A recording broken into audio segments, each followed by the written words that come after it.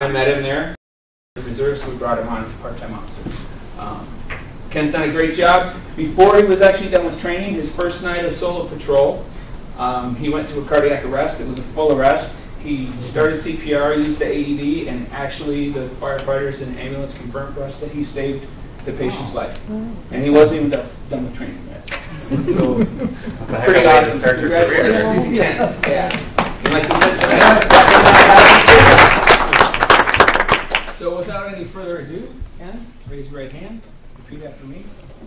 I, Kenneth Charles Coots. I, Kenneth Charles Coots. Do solemnly swear. Do solemnly swear. Under oath. Under oath. That I will support the Constitution.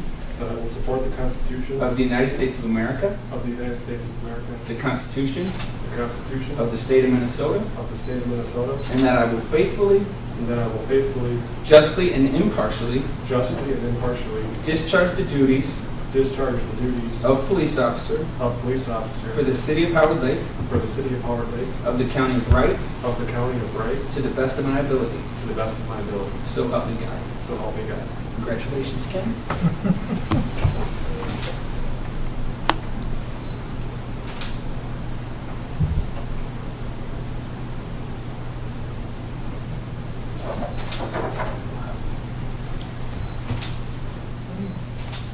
Ladies and gentlemen, I present Howard Lake Police Officer, badge number 511.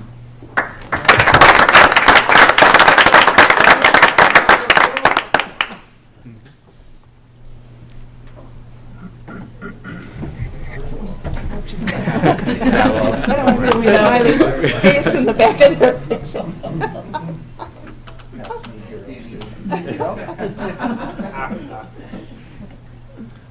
Man. Full service attorney.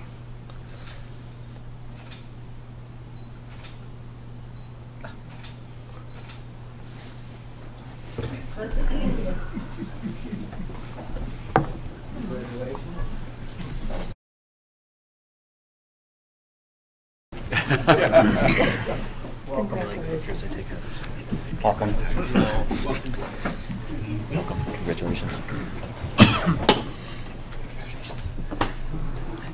And thanks for coming, guys. You Yeah. by no means feel obligated to hang out, though you can.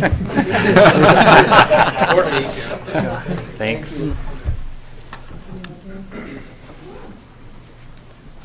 It's always good that our last meeting of the year has a positive note. Yeah. All right, now where was I? So we moved item B, so we can move on to new business. First, we'll have the added item, the easement vacation for Munson Lakes. Yes, Mr. Mayor. Tonight we have a late ad, which is a release of easements related to the Munson Lakes project in downtown Howard Lake. Upon completion of title work, we discovered a private easement that was in place between a former property owner of the private property as well as Munson Lakes, basically an agreement that allowed mutual access to and from the site. This easement is no longer needed, especially because it will be one property owner maintaining both sites, so there's of no use or value for the easement. To clean up the title work and make for a cleaner transaction, council is asked to approve this easement vacation. Mike, did you have anything else to add to that? The only thing I would add is this is drafted to be recorded, so there are no contingencies in it. If we record something with a contingency, it's hard to tell whether it was fulfilled. The contingency we want to make sure is that Munson actually signs the purchase agreement to purchase the property. Right now, if you go out there and look, the access that we normally would have is about 3 feet higher than the grade of the property itself, and the only real access is through the easement that you see on here. So once it's sold, great, we don't care, or once we have a purchase agreement, but if something goes wrong and we don't end up with the purchase agreement, I don't know that we want to vacate the easement just yet until we know what the next owner is going to do with it. So you're suggesting that we add the contingency? In the motion, yes. In the motion, okay. Exactly. So the motion would be to approve the purchase agreement approve the easement vacation contingent upon signing of a purchase agreement. At that point, I think we're pretty sure it's going to go. Seems fair. And I'll note too, I apologize for the late ad, but we came across this Friday afternoon. Mike whipped this up in a day. I mean, it was well appreciated to keep things moving forward. And And he's so- an amateur photographer. Clearly. All right, well, if there are no questions or concerns, we'll entertain a motion. And I think, let me just kind of restate it. We're looking for a motion to approve the easement vacation contingent upon a signed purchase agreement with Munson Lakes Nutrition, correct? Correct. So if someone would like to make that motion. I'll make a motion. We have a motion. Is there a second? I'll second. We have a motion and a second. Any further discussion from the council? All those in favor signify by saying aye. Aye. Opposed? Motion carries.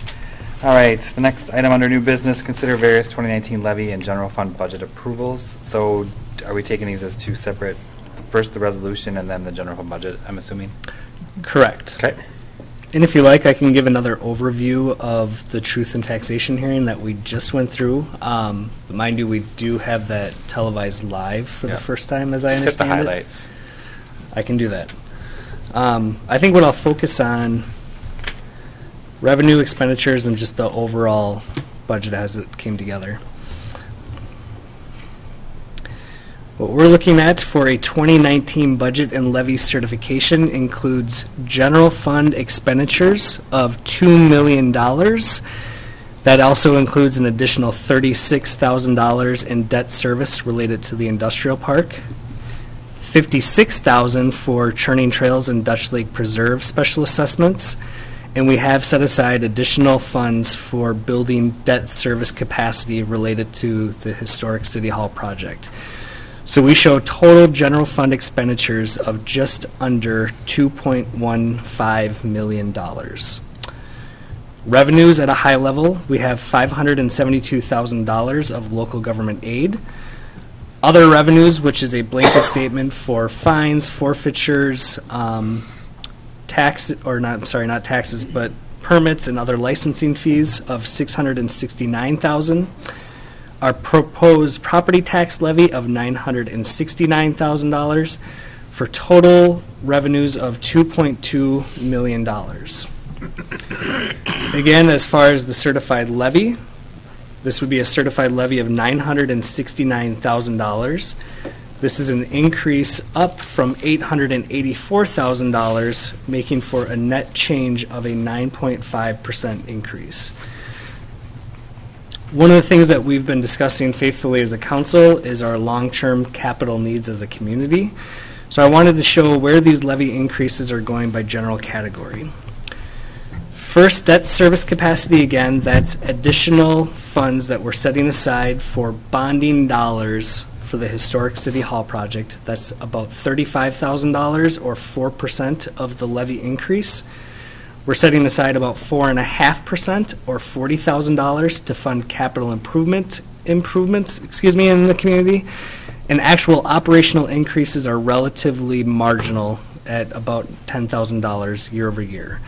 This comes to a total of an increase of $84,000 or 9%. Mind you, we are a small community, a relatively small levy. So when you show these dollars, $84,000 is spread upon the total tax base of Howard Lake, but it still shows a pretty hefty increase of 9.6% because of the relativity of the math involved. At the Truth and Taxation hearing, we discussed the capital improvements that we need as a community over the next 10 years, and they are quite substantial, totaling $24 million. And this includes primarily street and utility, water improvements such as a new water treatment plant, street and mill overlay of $1.9 million, a new public works facility of $4 million, a library remodel, and city hall remodel of $1.7 and $2.2 million respectively. So again, as we seek to justify and explain why we need to set aside additional dollars for capital improvement, I think this list is pretty telling. As we discussed at our Truth and Taxation hearing, you don't see a lot of ancillary activities, you don't see a lot of parks or amenities that we also value. Those are things that we will still continue moving forward. But we firmly believe that these are essential services to our community that we need to be diligent about setting aside dollars continually for the next 10 years in order to check these items off and be successful. Some initiatives that you will see in 2019. year 2 of 7 of a seal coat program, as well as a fair amount of planning and positioning for larger street and utility projects in the years to come. So you'll see expenditures allocated to engineering and studies related to street and utility projects. We are proposing to buy 2 vehicles out of our fleet fund, a new squad for the police department and a new truck for the public works department. We've set aside funds for website updates and phase 1 of facility maintenance activities based off of our facility plan that we conducted a few months ago. We do have some parks and trail projects, including an enhanced Lions Park and Beach project and the first design and initial improvements at the former middle school property. The big thing that we considered at the Truth and Taxation hearing regards our market information. And I think what we're going to quickly summarize in that regard, commercial and industrial properties, the valuation year over year saw a small, if not negligible, change in valuation. To the best of our knowledge, it saw a 0 to 3% increase in valuation. For older single-family homes, it was approximately a 5% increase. And for newer homes, 20 to 30 years or newer, saw a pretty substantial valuation increase between 5 and 10% year over year. And once again, for the council and the audience at home, the market valuation is based on market conditions such as real sales that have happened within our community, and that reflects valuation increases in those segments. So if you have a house that's sold for above the actual tax value, collectively those are assembled into those classifications of properties. And what we're seeing here is commercial and industrial is relatively flat. Older homes, 30 years plus, seen a average of 5% increase in valuation. Newer homes, 5 to 10% increase in valuation. In terms of tax consequences because of that, starting with commercial and industrial, again, that are relatively flat, based on the proposed levy increase that we were discussing, you would see approximately a $26 or 3% increase on a small downtown business.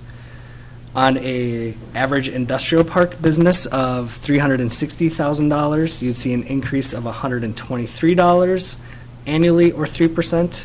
On larger industrial firms valued at $2.3 million, you would see an increase of about $900, again, or 3%. In a medium industrial of $900,000 would increase by $300. Again, relatively flat. Those are figures that we largely anticipated going into our budget process. The bigger changes, again, come in property valuation and how our levy impacts the residential segment. So for this graph here, we're showing an average of a 7.5% increase across the board for residential properties and how our levy is impacted with that property valuation increase. For a home valued at $86,000, that would be an increase of $55 or 14%. For a home valued at $207,000, that would be an increase of $144 annually, or 11%. And for a higher end home of $311,000, that would be an increase of $220 per year, or 10% year over year. These are for city taxes only. They do not include the school or the county. Tonight, the actions that we are considering, if I can get that to work. Again, we held our public hearing at 6:30 as required by state law. Tonight at this council meeting, we're considering a resolution 1832, which would adopt the final tax and debt service levies, and a separate action approving the 2019 general fund budget. This time I would offer any questions.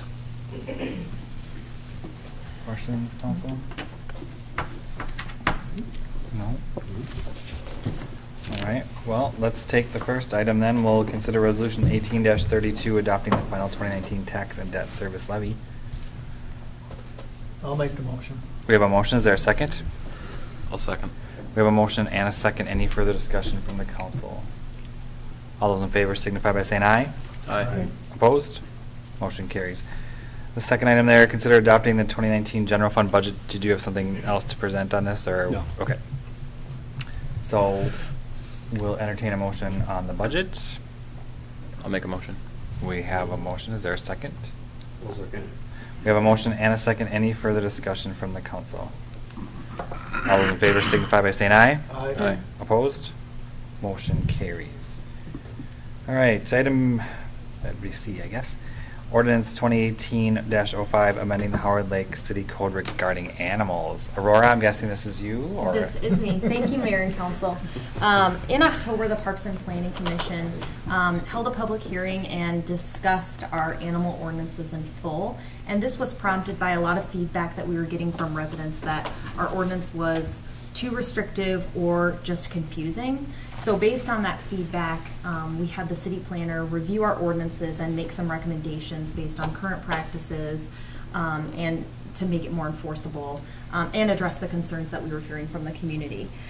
Some of those specific recommendations include expanding our definitions for what a domesticated animal is, non-domesticated, farm animals, as well as defining what running at large is, what kennels are, and what it means to impound an animal. So those would all be included in our ordinance chapter 14, which pertains to animals.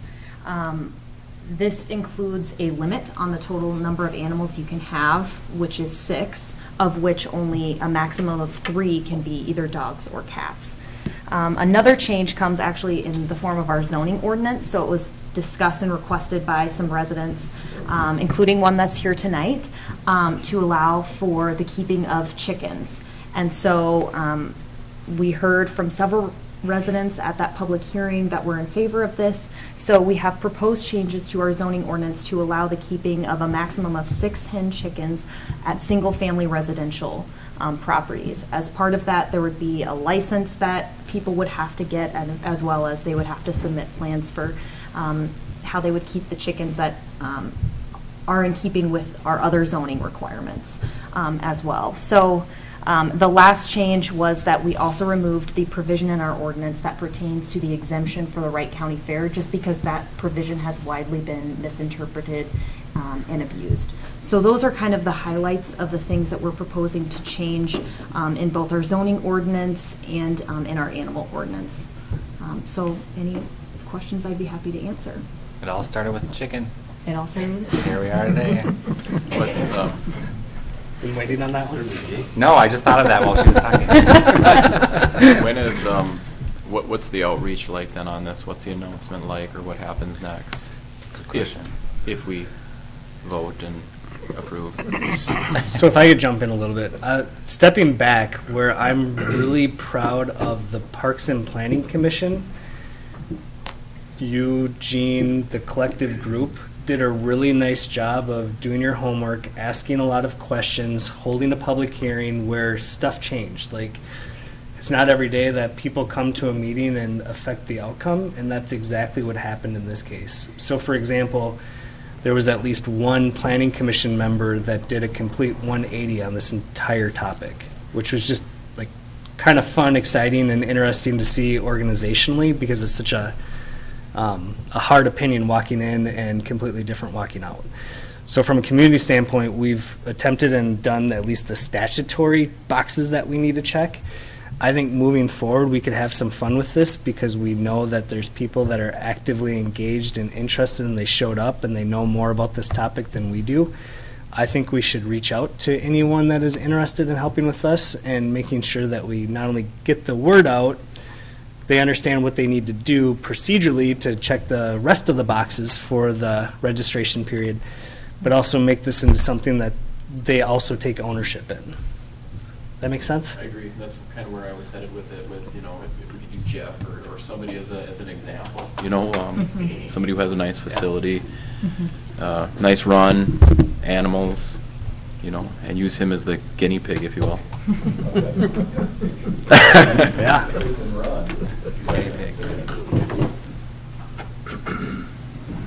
I've got a question.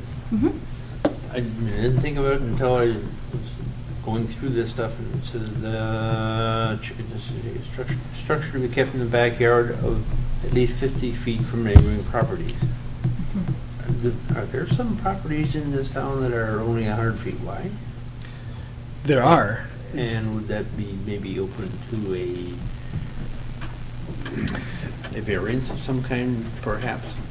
I think our property's only 55, Mhm. 65 feet wide on our property. So the initial application You're gonna will have require a, Especially since you've already got a building there. Very Yeah. nice building, I might add. the initial application will require like the equivalent of a site plan to be reviewed and approved by staff. Understand that I think this, like any ordinance, still has discretion and enforcement by the staff. Mhm. And 50 feet is not a great distance when you consider structure to structure. Mhm. Yep. Unless you only got 40. Mhm. There's not many, I'm actually surprised to hear Jeff's comment of 50. I know there's a fair amount of parcels in the core of Howard Lake that are between 85 and 115. That's why we have different classifications for our newer subdivisions that are just bigger parcels. It's pretty rare to be under that, however. So when you think of structure to structure, that 50 feet should be navigable by most, and we'll bring back any oddities that we need to. All right, yeah. Yep. Bring back to the council or the planning commission? I don't know, it depends on what would actually be modified. Mhm. I think on that one it would be zoning, Yeah, right? I would say it'd be the I would Parks and think, Planning Commission yeah. would hear Mhm. a variance request for it, yep. Okay. Basically a case-by-case basis. And who and how do you plan to enforce all of, I mean, the licensing part I understand, but the rest of it? We have a pretty good model in place from our golf cart and ATV. Like we learned a lot in terms of just the motions that we need to go through when we were starting a new program. So I think it will be a pretty split duty of general administrative staff that will handle the initial walk-ins. We'll also handle the site plan reviews and that sort of thing, which is no different than any other development request that comes before us. Beyond that, we do have a community service officer that handles things like nuisances and low-level infractions like that I think would be perfect for this. Yep. Sounds like you have a plan. Mm-hmm. Anything? I was just going Go to say ahead. that we are looking for 2 council actions with this. One, to actually approve the ordinance amendment, and then the second item would be to approve a resolution for summary publication of the ordinance. And that's the resolution 1833? Yes, Okay. correct. But you still want it as 2 motions, or do you Yeah, want? yep, 2 motions. Okay. Are you ready? I'm ready if you're ready, sure. I'll make a motion that we approve the ordinance 10/18/05 regarding the animal ordinance, period. All right, we have a motion. Is there a second? I'll second. We have a motion and a second. Any further discussion from the council? All those in favor signify by saying aye. Aye. Opposed? Motion carries. All right, now we have resolution 18-33 approving the summary publication of the ordinance 2018-05. Do you want to just explain to us what that means? Sure. So instead of republishing in the paper the entire length of this ordinance, which can be quite expensive, and honestly, most people aren't going to read that. Instead, there's an approved summary of the changes to this ordinance. So someone could look at that, get the gist of what is in this ordinance, and then request if they would like to view the full ordinance. It would, of course, be available on our website, or they could request it at City Hall as well. Pretty standard. And council is asked to approve this because, again, as she noted, we're not publishing the whole ordinance, and therefore we will need basically unanimous vote to do so, the supermajority. Yep. Interesting. Okay, well, I think we can entertain a motion. I'll make that motion to approve resolution 1833. We have a motion. Is there a second? I'll second it. We have a motion and a second. Any further discussion from the council? All those in favor signify by saying aye. Aye. Opposed? Motion carries. All right, now we're going to go back up to our item that we moved, the liquor continuation hearing for 2019. Yes, Mr. Mayor. Tonight we have some statutory homework to do in the form of a continuation hearing. That is a state statutory obligation for any municipal liquor store that has posted a loss in any of the 2 of the following 3 years, something like that. Anyway, if you've shown a loss, we need to have a public hearing dictating that we are going to continue the liquor operation for the following year. Tonight we have some bigger news that we're also dovetailing in with this as well. So we have Myra LeWay, our liquor store manager, and Jason Swanson, Buffalo Liquor Operations Director. Jason, you can go up there too. I'm going to put you guys on the spot and have some fun with this. He says fun, he means fun for him, not for you. Oh, I agree. Good evening. So- Good evening. Can I just ask you a question? So it's 2 of the last 3 years, so can you tell me, so this covers 15, 16, 17, correct? 16, 17, and 18. Okay, Yep. even though we don't know exactly what 18 is yet? Yeah, we're pretty sure that it will be a loss, and we'll get to that. But you are correct. Okay. Yep. So again, we're going to go over some kind of fun and exciting things that we've been talking about with council. We have Jason, who's been pretty instrumental for us. I think most of you have met Jason, but if you haven't, he's been working closely with us. He helped out more specifically when Myra was out on medical leave, and this has kind of blossomed into what we consider kind of a fun new way of doing business and a partnership with Buffalo. Cutting to the chase, Buffalo considered the very same materials that we looked at tonight, last night at their meeting, and it was well received, positive. We're excited to move forward with this. The materials that you have tonight are fairly similar to last month's where we considered a point of sale purchase, but I do go into some greater depth in a couple categories, and where I mentioned earlier, I do want Myra and Jason to talk about really where we hope this goes short-term, long-term with our partnership. So starting here.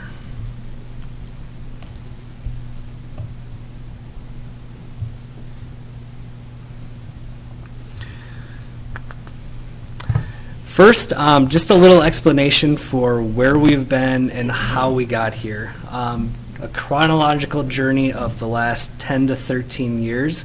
And I think it's relevant just because it shows how much has happened and changed not only in Howard Lake, but in the liquor business overall in a really short amount of time. And I think, again, what we're talking about tonight is coming up to speed and, frankly, meeting the current needs and capacity and doing something right moving forward.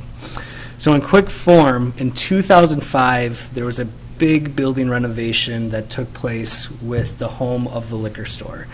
As we know, the liquor operation is a home and a tenant of Historic City Hall, but it's not the only use.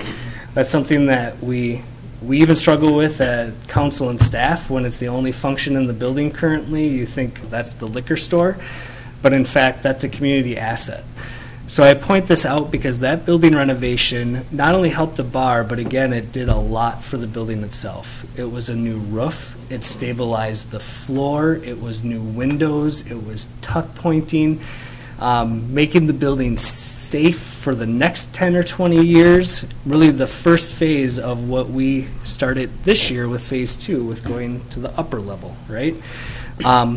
Of the total $400,000 of improvements, about $65,000 of that was really geared at the liquor store itself. So it's somewhat unfair to say the liquor store is that building and vice versa. The work that we've done in the past, the work that we're doing today on that building certainly helps and aids the liquor store, but it is not exclusive to the liquor store. Moving forward, that with more items specific to the liquor operation, 2007 saw the smoking ban, which greatly impacted the on sale, the bar of the liquor store. We could definitively show loss of sales, folks that would rather be at home than go to a bar that they can't smoke at. 2012, we had a very extensive employee theft incident that was investigated and cleared out, but again, that was a financial hit to the operation. In 2014, we completed a liquor operation study where the conclusion was a tough one, but it was suggesting and ultimately carrying forward with the closure of the on sale. And while a tough and emotional decision, we can also show that doing so improved the operation of the overall liquor store by $20,000 per year. So when you look back, it was a tough decision, but it was the right decision. In 2016, I note this because, again, it was a big event and it's a cost. We transitioned to a new point of sale system. In 2018, where we've really taken this on in full force in the last several months, we have looked at virtually every piece of our operation and how to best do them moving forward. A quick snapshot of profit and loss over the last several years.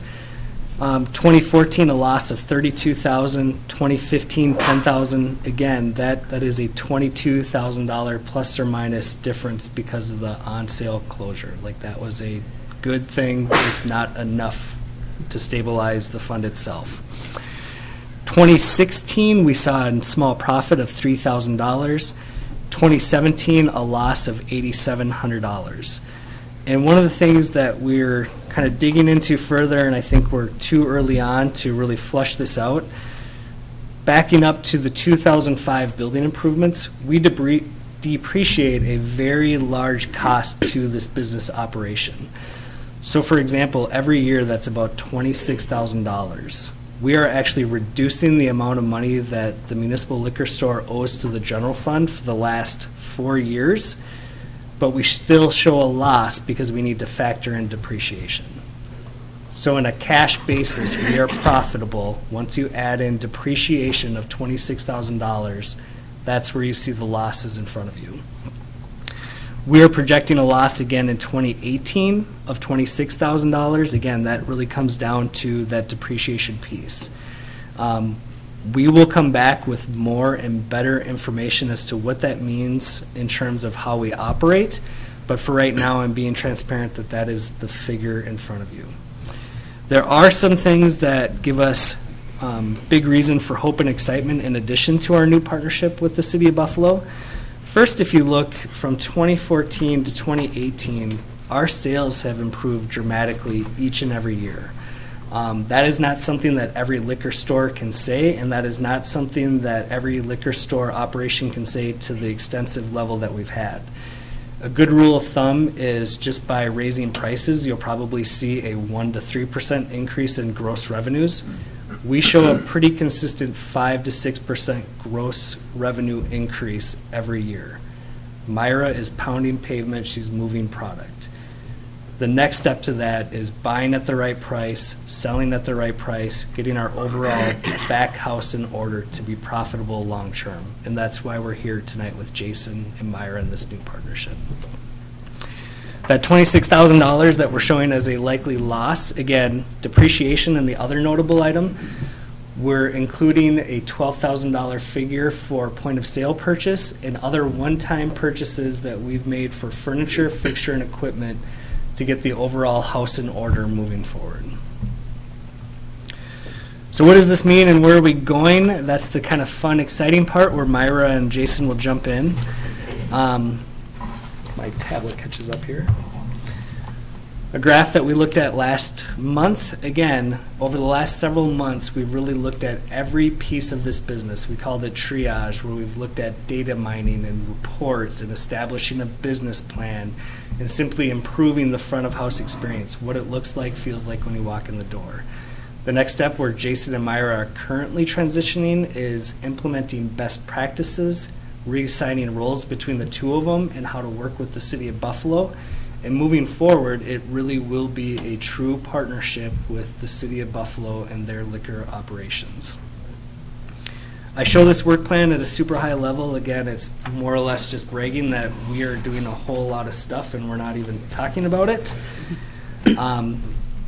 This gets into the operations, and at this point I'm actually going to hand off to Myra and Jason and just talk about what we've done for merchandise, store appearance, and we'll go into the next stuff. Okay? Wonderful. We have what we have been given 5 main focus areas at the store.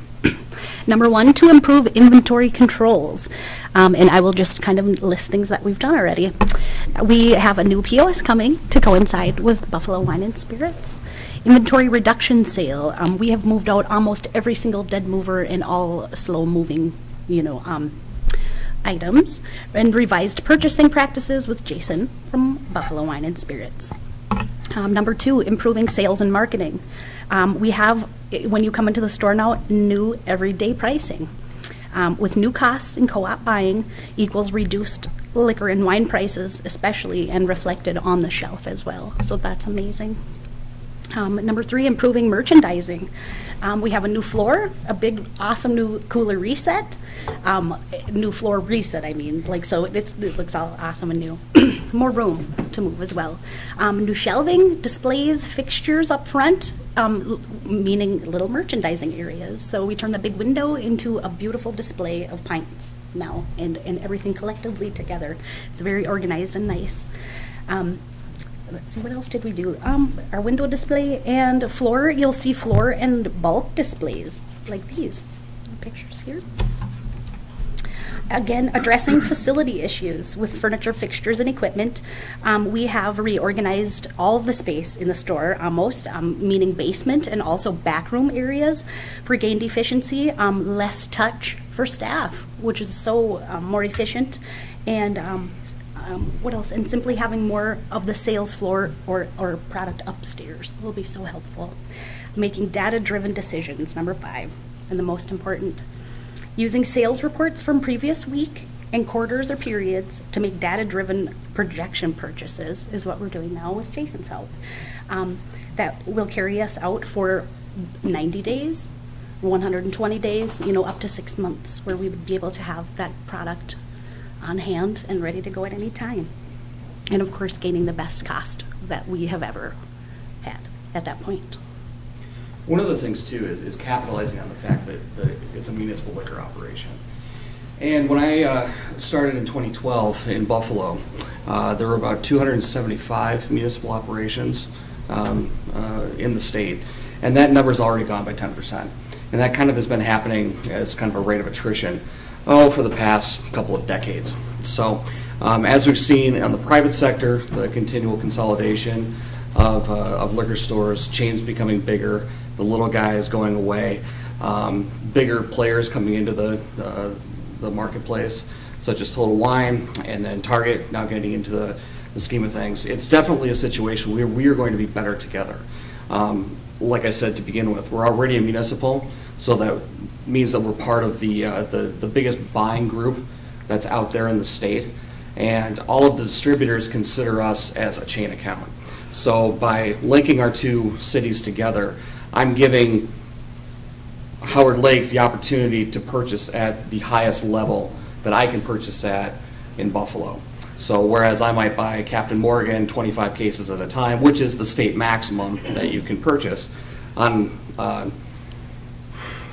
rotating 3-week basis, anytime I'm doing a buy of that magnitude, I can just check in with the new system that we are putting here in place, and see what are you guys moving through, how much do you guys need, and then obviously how are they capitalizing on the same profit margins that myself and all of the other big players in the liquor business are working with.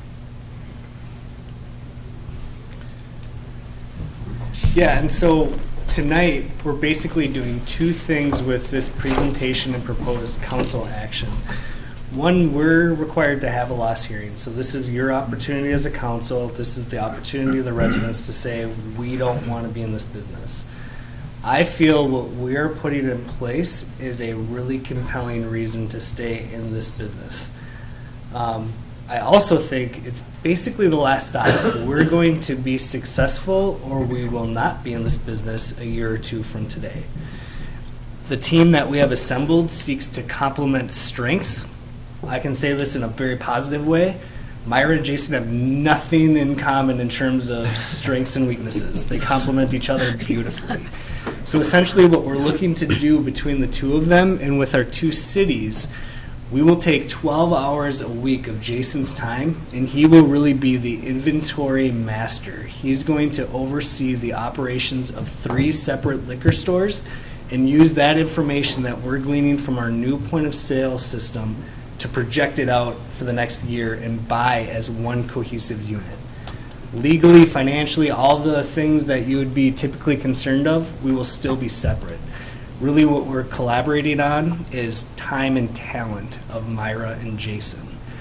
Likewise with Buffalo, this will help them explore different opportunities with the Wild Marsh, the golf course and bar and grill that they have, and allow them to do so with Myra going back to Buffalo to help at the liquor store and possibly the Marsh 16 hours a week.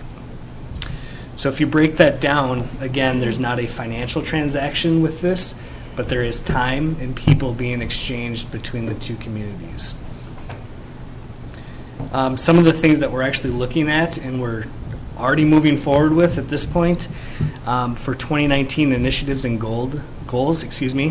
First is implement the shared services agreement with the City of Buffalo. This was approved by the Buffalo City Council last night. As I noted at the top of this presentation, very, very warm reception, very happy to see this moving forward. I think one of the council members said, why aren't we doing more of this, like as cities? So kind of a cool somersault moment in that regard.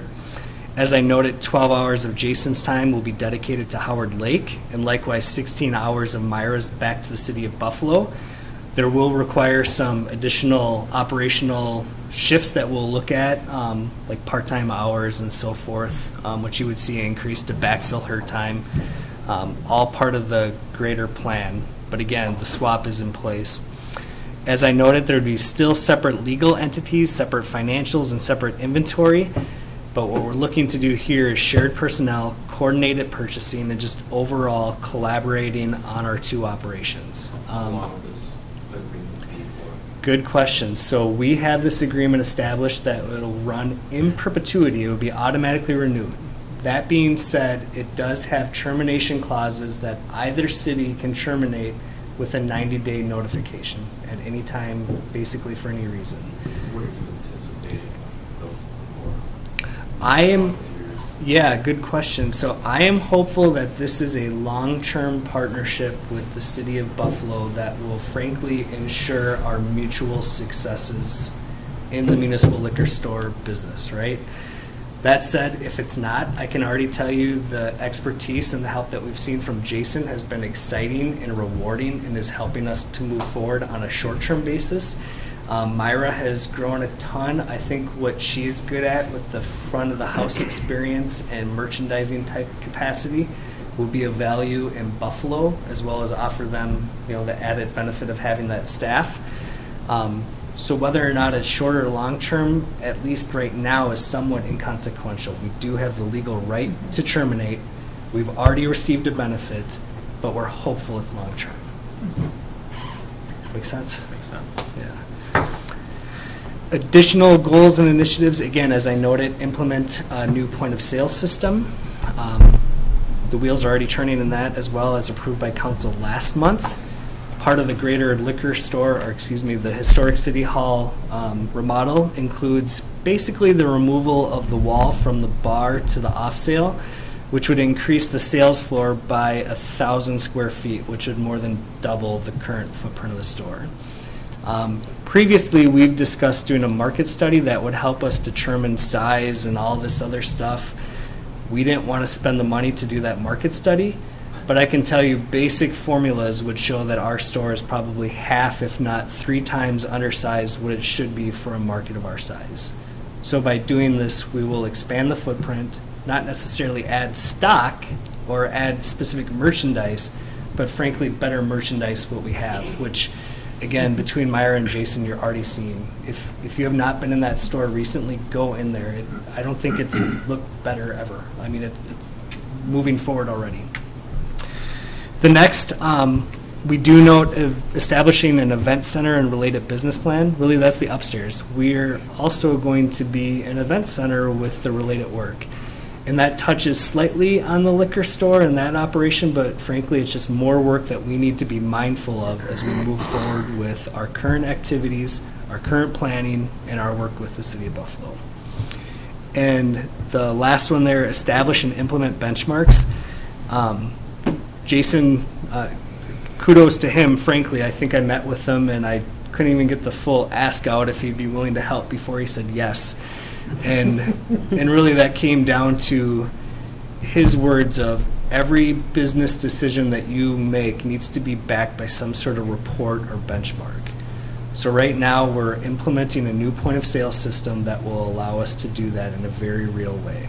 In fact, a lot of what he's been doing manually is, again, adjusting and accounting and anticipating for sales. A lot of the numbers that you see year to date actually include stock that more or less puts us in position to be stocked up for liquor and wine until June of 2019. A few brands.